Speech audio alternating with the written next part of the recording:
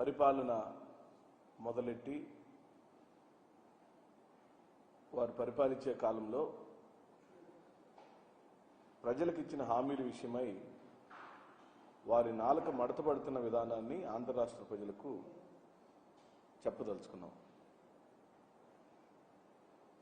ఎందుకు మడతపడుతుంది నారా చంద్రబాబు నాయుడు గారి నాలుక అంటే ఇది మొదటిసారా లేకపోతే గతంలో కూడా ఇలాగే జరిగిందా అని మనం పరిశీలిస్తే అమ్మ బాబోయ్ బాబు గారని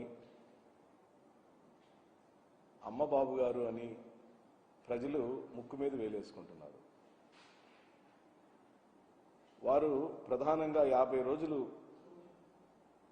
పరిపాలించిన తదుపరి అసెంబ్లీ సాక్షిగా ఆన్ రికార్డ్ వారిచ్చిన హామీలు చూస్తే ఆయనకు భయం వేస్తున్నట్టుగా ఒక ఎక్స్ప్రెషన్ ఇచ్చారు. ఎన్నికలకు ముందు వారు ఇస్తున్న హామీలు అమలుపరచలేరని అవి అమలుకు సాధ్యం కావని వైఎస్ఆర్ కాంగ్రెస్ పార్టీ మాలాంటి వాళ్ళందరూ చెప్తున్నప్పుడు మీలాంటి పాత్రికేయ మిత్రులు వారిని అడిగారు, వైఎస్ఆర్ వాళ్ళు అమలుకు సాధ్యం కావంటున్నారండి, మీరు ఎలా దీన్ని అమలుపరచగలుగుతారని నారా చంద్రబాబు నాయుడు గారిని పాత్రికేయ మిత్రులు వైఎస్ఆర్ కాంగ్రెస్ పార్టీ తరఫున అడిగినప్పుడు నాకు సుదీర్ఘమైన రాజకీయ అనుభవం ఉంది, నేను చేసి చూపిస్తాను, సంపదను ఎలా సృష్టించాలో నాకు అపారమైన అనుభవం ఉంది కాబట్టి నేను ఇచ్చిన హామీలన్నిటినీ అమలుపరుస్తానని అన్నారు. ఆ సందర్భంలోనే మళ్ళీ విలేకరులు ఏమని ప్రశ్నించారంటే, మీరే కదా 1 నెల 2 నెలల క్రితం ఎన్నికల ప్రచారంలో మరో శ్రీలంక కాబోతుంది ఆంధ్రప్రదేశ్, మరో సోమాలియా కాబోతుంది ఆంధ్రప్రదేశ్, ఈయనిచ్చే అనగా జగన్మోహన్ రెడ్డి గారు ఇస్తున్నటువంటి సంక్షేమ పథకాల వల్ల రాష్ట్రం నాశనం అవుతుందని నారా చంద్రబాబు నాయుడు గారే అన్న విషయాన్ని వారు జ్ఞాపకం చేశారు. మీరే అన్నారు కదా సంక్షేమ పథకాలని వృధా అని, సంక్షేమ పథకాలు ఏవి అవసరం లేదని, మళ్ళీ మీరే ఇప్పుడు సూపర్ 6 పేరుతో ఈ పథకాలన్నీ మీరు అనౌన్స్ చేశారు, ఇవి సాధ్యం కావని వైఎస్ఆర్ పార్టీ వాళ్ళు అంటున్నారు అన్నప్పుడు నేను చేసి చూపిస్తానని ఇన్ని సంవత్సరాల అనుభవం ఉన్న చంద్రబాబు నాయుడు గారు ఈ రాష్ట్రానికి మాటిచ్చారు. నిజంగా మాకు ఆనందం కలిగింది. చంద్రబాబు నాయుడు గారు సూపర్ 6 అంతా అమలు పరిస్తే చూడాలని మేము మనస్ఫూర్తిగా కోరుకున్నాం. 50 రోజుల పాటు ఎదురు చూసాం. ఇప్పటికే ఇసుక పాలసీని ఏ విధంగా కప్పదాటు వ్యవహారంతో చేశారో మనం చూసాం. మద్యం పాలసీని ఏ విధంగా చేస్తున్నారో చూసాం. తల్లికి వందనం దగ్గరికి వచ్చేసరికి ఏ విధంగా మాట్లాడుతున్నాడో చూస్తున్నాం. ఆ రోజు తల్లికి వందనం అమ్మఒడికి కాపీ రాష్ట్ర ప్రజలకు కాదు దేశ ప్రజలకు అందరికీ తెలిసిన సత్యమే. జగన్మోహన్ రెడ్డి గారు అమ్మఒడి పథకాన్ని ప్రతి అమ్మకు 15,000 రూపాయలు ఇస్తానని హామీ ఇచ్చి అమలు పరిస్తే దానికి బదులుగా పోటీగా నేను తల్లికి వందనం ఇస్తాను, ఆయన ఒక తల్లికి ఇచ్చాడు, నేను అలా కాదు ఇంట్లో ఉన్న ప్రతి పిల్లవాడికి చదువుకునే ప్రతి పిల్లవాడికి నేను 15,000 రూపాయలు ఇస్తాను అని ఎన్నికల ప్రచారంలో పెద్ద ఎత్తున వాళ్ళు ప్రచారం చేశారు. దాన్ని అమ్మలు అక్కలు నమ్మారు. చంద్రబాబు నాయుడు గారికి ఓట్లు పెరిగినాయి. అదే కాదు చాలా హామీలు ఇచ్చారు. రైతులకు ఇచ్చిన హామీల గురించి మనం మాట్లాడదాము, ఉచిత బస్సు ప్రయాణం గురించి మాట్లాడదాము, అనేకమైన హామీలు ఏవేవైతే చంద్రబాబు నాయుడు గారు సూపర్ 6 పేరుతో ఇచ్చారో వాటి గురించి మాట్లాడదాం. ముందు తల్లికి వందనం మీద ఏ విధంగా వారు దాటవేత ధోరణి అమలు పరుస్తున్నారో చూద్దాం. ఇకపోతే నిన్న ఢిల్లీలో ఒక ప్రకటన చేశారు వారు. అంటే చంద్రబాబు నాయుడు గారి యొక్క రాజకీయ ప్రయాణం మొత్తాన్ని మనం గమనిస్తే ఎన్నికల హామీలప్పుడు ఒకలాగా, ఎన్నికలకు ముందు ఓట్లు అడిగేటప్పుడు ప్రజల యొక్క ఓటుని అడిగేటప్పుడు ఒకలాగా, ఓట్లు వేయించుకొని గెలిచిన తర్వాత మరోలాగా ప్రవర్తిస్తాడు అని చెప్పడానికి ఉదాహరణకు నేను కొన్ని సంఘటనలు చెప్తాను. వారు ఈ 50 రోజుల కాలంలోనే 2 రకాలుగా ఎలా మాట్లాడాడో ఉదాహరణగా మీకు చెబుతాను. ఇది ఆన్ రికార్డే.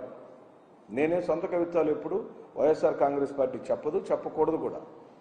ప్రజలకు మేము జవాబుదారీతనంగా 40% ఓట్లను సాధించుకున్న వైఎస్ఆర్ కాంగ్రెస్ పార్టీ 40% ఓట్లను గెయిన్ చేసిన మాకు బాధ్యత ఉంది. మేము బాధ్యతాయుతమైన ప్రతిపక్షంగా ప్రవర్తించాలి. మీరు చేస్తున్న ప్రతి తప్పుని ఎత్తి చూపించటమే ప్రతిపక్షంగా మా బాధ్యత. ఆ బాధ్యతని వైఎస్ఆర్ కాంగ్రెస్ పార్టీ శ్రీ జగన్మోహన్ రెడ్డి గారి నాయకత్వంలో నిరంతరం మేము ఇలా ప్రశ్నిస్తూనే ఉంటాం, మీ వెనక పడుతూనే ఉంటాం. మీరు ఏమన్నారు?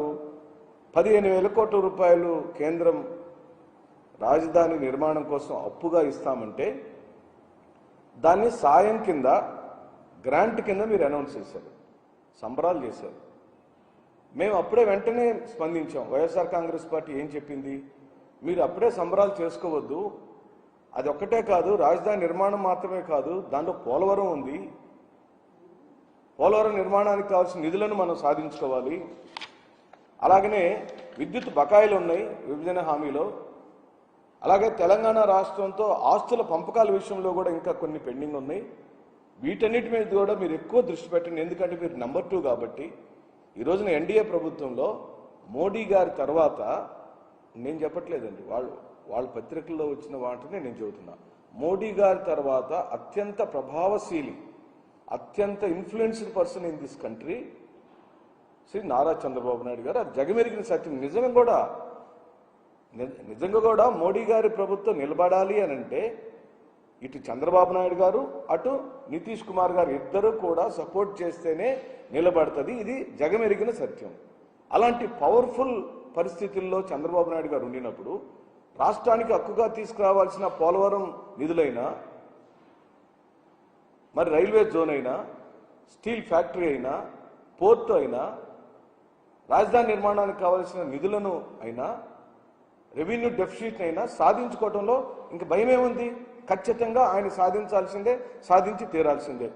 నీతి ఆయోగ్ మీటింగ్లో మాత్రం డిఫరెంట్గా మాట్లాడాడు. 15,000 కోట్లు ఇచ్చినప్పుడేమో ఏమేమన్నాడు? ఆక్సిజన్ ఇచ్చారు ఆంధ్రప్రదేశ్కి, అద్భుతమైన వరం అంటూ వాళ్ళని పొగిడిందే పొగడటం చేశారు. ఇప్పుడేమంటున్నాడు? నీతి ఆయోగ్లో మీటింగ్కి వెళ్ళిన చంద్రబాబు నాయుడు ఢిల్లీలో మాట్లాడారు. వారు ఏమన్నారు? నిన్న ఏమీ ప్రత్యేకంగా ఇవ్వలేదు, కొత్తగా ఇచ్చింది ఏమీ లేదు, కేవలం విభజన హామీలో ఉన్న అంశాలు మాత్రమే ఇచ్చారని అన్నాడు.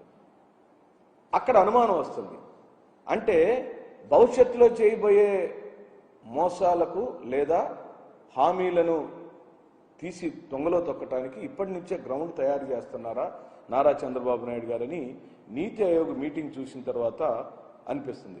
వైఎస్ఆర్ కాంగ్రెస్ పార్టీ సంబరాలు చేసిన రోజే మేము హెచ్చరించాం, మీరు తొందరపడి సంబరాలు చేసుకోవద్దు. ఆ ఒక్క పనే కాదు, ఇంకా చాలా పనులు మీరు సాధించాల్సినవి ఉన్నాయి. ఎందుకంటే గతంలో కూడా మీకు నేను గుర్తు చేయాలి, ఆంధ్ర రాష్ట్ర ప్రజలందరికీ గుర్తు చేయాలి. ప్రత్యేక హోదాని సాధించుకోవాల్సిన చంద్రబాబు నాయుడు గారు 2014 ఎన్నికలప్పుడు మోడీ గారు, చంద్రబాబు నాయుడు గారు, పవన్ కళ్యాణ్ గారు చేసిన ఎన్నికల ప్రచారంలో ప్రధానంగా వారు చెప్పిన హామీలన్నీ ఇప్పుడు మళ్ళీ రిపీట్ చేశారు. 2024 ఎన్నికలలో ఏ హామీలు అయితే చెప్పారో 2014లో హామీలే చెప్పి అధికారంలోకి వచ్చారు. అధికారంలోకి వచ్చిన తదుపరి రాజధాని నిర్మాణం జరగలేదు, పూర్తి కాలేదు, పోలవరం నిర్మాణం పూర్తి కాలేదు, రైల్వే జోను రాలేదు, లేకపోతే రామాయపట్నం పోర్టు గురించి మర్చిపోయారు, స్టీల్ ఫ్యాక్టరీ గురించి పూర్తిగా మర్చిపోయారు, ప్రత్యేక ప్రాంతాలకు, వెనుకబడిన ప్రాంతాలకు ప్రత్యేక సహాయం సంబంధించిన హామీలు అమలుపరచలేదు. ఆ రోజు పవన్ కళ్యాణ్ గారు ఏమన్నారు? నేనున్నాను ఇప్పుడు, ఎన్నికలప్పుడు చెప్పారు. పవన్ కళ్యాణ్ గారు ఏం చెప్పారంటే, అయ్యా మేము నారా చంద్రబాబు నాయుడు అంటే వాళ్ళ క్యాడర్తో జరిగిన కార్యకర్తల సమావేశంలో ఇలాగే క్యాడర్ కొంతమంది డౌట్ ఎక్స్ప్రెస్ చేస్తే చంద్రబాబు నాయుడు గారు ఇచ్చే ప్రతి హామీకి నేను బాధ్యుడని చెప్పారు. ఇప్పుడు వారు ఉప ముఖ్యమంత్రి స్థానంలో ఉన్నారు. వారు కూడా దీని మీద స్పందించమని మేము కోరుతున్నాం. ఎందుకంటే ఒక ముఖ్యమంత్రి గారు, ఒక ఉప ముఖ్యమంత్రి గారు, మీ ఇద్దరు కలిసి, మోడీ గారు ముగ్గురు కలిసి ఇచ్చిన హామీల విషయంలో ఈ విధమైన మార్పులు చేర్పులు జరుగుతున్నప్పుడు నిన్న వారు ఏమన్నారు? అసెంబ్లీలో ఏం మాట్లాడారు? సూపర్ 6 గురించి ఏం మాట్లాడారు? ఆయనే చెప్పారు, ఎన్నికల హామీలను ఇచ్చేటప్పుడు ఏ రాజకీయ పార్టీ అయినా క్షుణ్ణంగా అధ్యయనం చేసి ఇది నేను మాటిస్తున్నాను, రేపు ఎన్నికలు అయిన తర్వాత నేను అధికారంలోకి వస్తే చేయగలుగుతానా లేదా అని తర్కం చేసుకుని ఆయనకున్న సమూహంతో లేదా ఆయన ఆర్థిక మేధావులందరిని కూర్చోబెట్టుకుని ఒక క్రియాశీలకమైన నిర్మాణాత్మకమైన చర్చ చేసుకుని వాళ్ళు ఎన్నికల హామీలు ఇస్తారు. సాధారణంగా ఏ రాజకీయ పార్టీ అయినా అదే చేస్తుంది.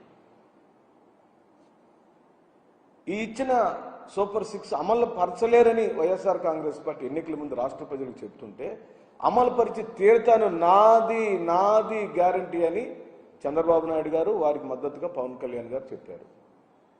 ఇప్పుడు అసెంబ్లీలో ఏం చెప్పారు? ఆ సూపర్ 6 చూస్తుంటే నాకు భయం వేస్తుంది అన్నాడు. ఎంత దారుణమైన స్టేట్మెంట్!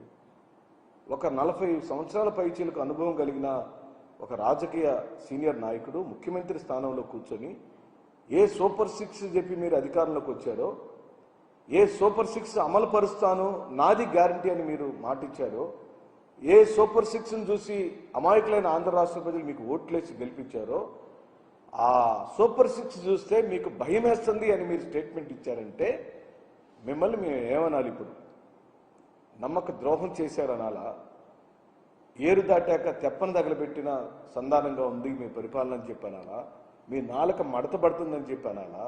లేదా సహజ సిద్ధంగానే ఎన్నికలకు ఒక చంద్రబాబు నాయుడు గారు, ఎన్నికలు అయిపోయిన తర్వాత ఇంకో చంద్రబాబు నాయుడు గారు ఆటోమేటిక్గా వస్తారని గత చరిత్రని పునరావృతం చేశారని మేము భావించాలని ఈ రోజున మేము అడుగుతున్నాం. జగన్మోహన్ రెడ్డి ఏమైనా తన జేబుల్లోంచి తెస్తున్నాడా? మేమిచ్చే కూడా ప్రజలకు మేమిచ్చే తీరుతాము, ఖచ్చితంగా అమలు పరిచి తీరుస్తాము, సంపదను సృష్టించే ఆలోచనలు నా దగ్గర చాలా ఉన్నాయి.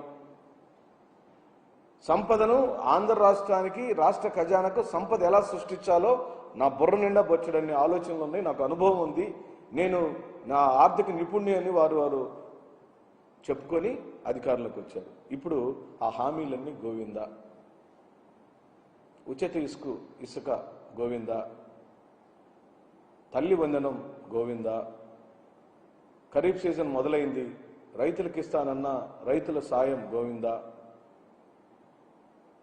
బిడ్డలకు ఇచ్చే స్కూల్ కిట్లకు సంబంధించి ఈ రోజు వరకు ఇంకా స్కూళ్ళలోకి అందలేదు, అవి గోవిందా. కానీ ఒకటి మాత్రం చంద్రబాబు నాయుడు గారు ఖచ్చితంగా ఇచ్చిన మాట ప్రకారం అమలు పరుస్తున్నారు, దాని పేరే రెడ్ బుక్. ప్రజల సంక్షేమానికి అభివృద్ధికి ఇచ్చిన హామీలేమో పోయినాయి, బంగాళాఖాతంలో కలిసిపోయినాయి. కానీ వారి కుమారుడు కనుక అమలు పరుస్తున్న ఏకైక ఖచ్చితమైన పథకం ఈ ఆంధ్ర రాష్ట్రానికి దక్కిన బహుమతి ఏంది అని అంటే రెడ్ బుక్ రాజ్యాంగం. అది అమలు పరచడానికే వారు తెలుగుదేశం పార్టీ వారు, జనసేన పార్టీ వారు, బీజేపీ వారు అధికారంలోకి వచ్చారు. ఆ రెడ్ బుక్ రాజ్యాంగం ఏంటో తెలుసా మిత్రులారా? పక్కవాడిని కొట్టడం, పక్కవాడిని దౌర్జన్యంగా బజారుకి ఇడ్చడం, ఒక ఆర్మీ జవాన్ లాంటి ఉన్నతమైనటువంటి వ్యక్తుల యొక్క ఇళ్లను అన్యాయంగా కూల్చివేయటం, ఒక రాష్ట్ర పార్టీకి సంబంధించిన కేంద్ర కార్యాలయాన్ని తెల్లవారుజామున రాజ్యాంగానికి వ్యతిరేకంగా, కోర్టు తీర్పులకు వ్యతిరేకంగా కూల్చివేయటం, ఓ మాజీ ముఖ్యమంత్రి గారి యొక్క రక్షణని అవహేళనగా మాట్లాడటం, వారి ఇంటి చుట్టూరా అల్లరి మోకలను పంపించి అల్లరి చేయించటం, ప్రతిరోజు జగన్మోహన్ రెడ్డి గారి వ్యక్తిత్వ హననం చేయటం, జగన్మోహన్ రెడ్డి గారి మీదకి వారి చెల్లెల్ని ఉసిగొల్పడం, ఇలా జగన్మోహన్ రెడ్డి గారిని సింగిల్గా ఎదుర్కోవటానికి వారి శక్తి సరిపోక ఇలాంటి అడ్డదారులను వారు తొక్కుతూ ఈ రోజున రెడ్ బుక్ రాజ్యాంగాన్ని అమలు పరుస్తున్నారు చంద్రబాబు నాయుడు గారు, లోకేష్ గారు మరియు పవన్ కళ్యాణ్ గారు. ఈ రోజున ఎలా దాడులు చేయగలుగుతారు అనంటే, ఉదాహరణకు తిరుపతి వైఎస్ఆర్ కాంగ్రెస్ పార్టీ అభ్యర్థి మోహిత్ రెడ్డి గారు స్ట్రాంగ్ రూమ్ దగ్గర జరిగిన గొడవలో పూర్తిగా అన్యాయంగా ఇరికిచ్చేశారు మోహిత్ రెడ్డి గారు. 37వ అభ్యర్థిగా ఉన్న ఆయన్ను బెంగళూరు ఎయిర్పోర్ట్లోకి వెళ్ళి అవమానకరంగా పక్క రాష్ట్ర పోలీసుల ముందు మన నాయకులను అవమానపరుస్తూ ఓ పెద్ద డ్రామా క్రియేట్ చేసి ఏదో నేరం ఘోరం చేసినట్లుగా ఆయన పట్టుకొచ్చి అవమానపరిచారు. కొత్తగా రాజకీయాల్లోకి వచ్చినవాడు, తొలిసారిగా పోటీ చేసినవాడు, ఎంతో ఉన్నతమైన చదువులను విదేశాల్లో చదువుకున్నవాడు, చెవిరెడ్డి భాస్కర్ రెడ్డి గారు లాంటి ఒక సామాజిక సేవకుడి యొక్క కుమారుడు, అలాంటి అతన్ని అంత భయభ్రాంతులు చేయాలని ప్రయత్నం చేస్తారా? ఇలా భయపెట్టడం మీ వల్ల అవుతుందా? అలా జరుగుతుందా? నోటీసులు ఇవ్వడానికి బెంగళూరు వెళ్ళారట.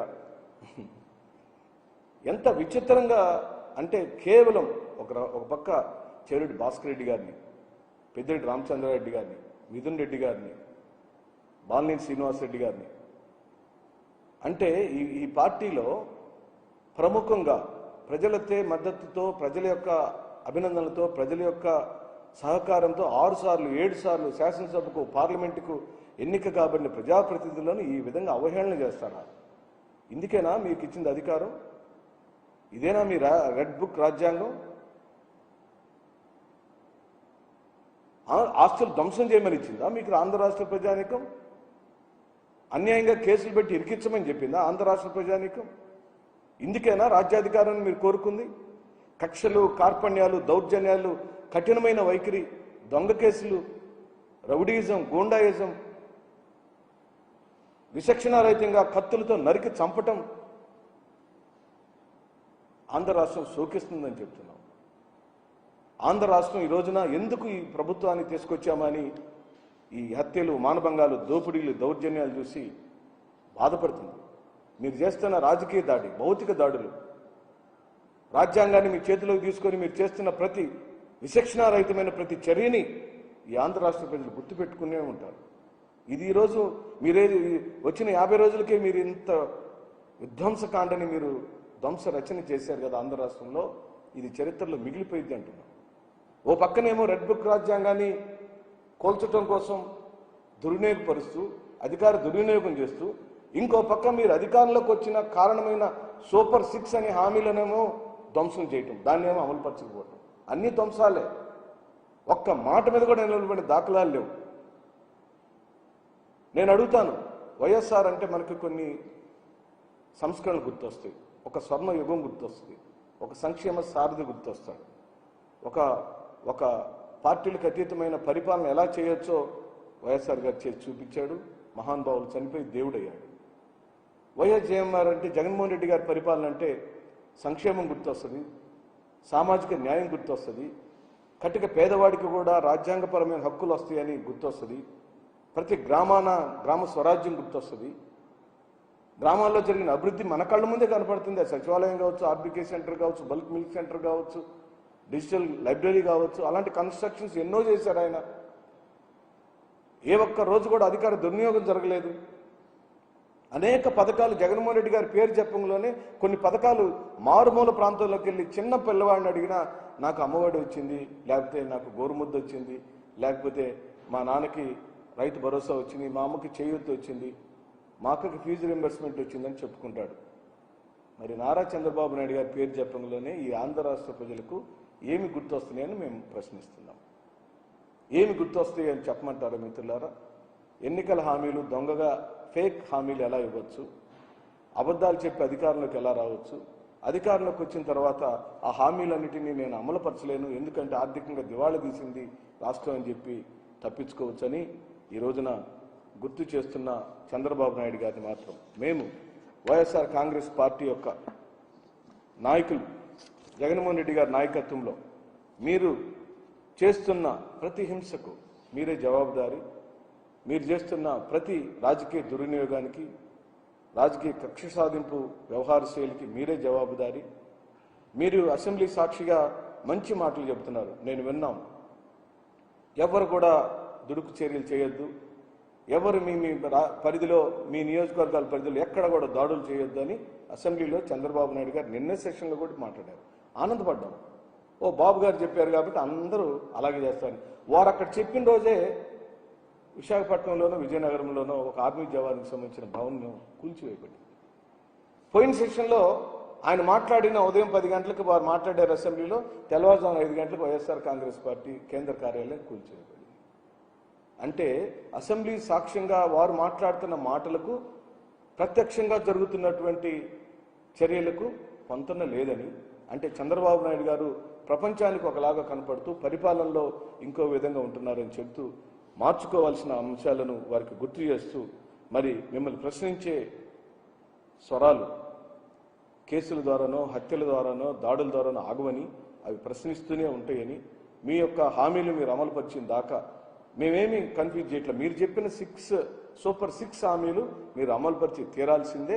అమలుపరచకపోతే మాత్రం జగన్మోహన్ రెడ్డి గారి నాయకత్వంలోని వైఎస్ఆర్ కాంగ్రెస్ పార్టీ శ్రేణులు మారుమూల ప్రాంతాల నుంచి రాజధాని వరకు మిమ్మల్ని ప్రశ్నిస్తూనే ఉంటాయని చెప్తూ సెలవు తీసుకుంటాం.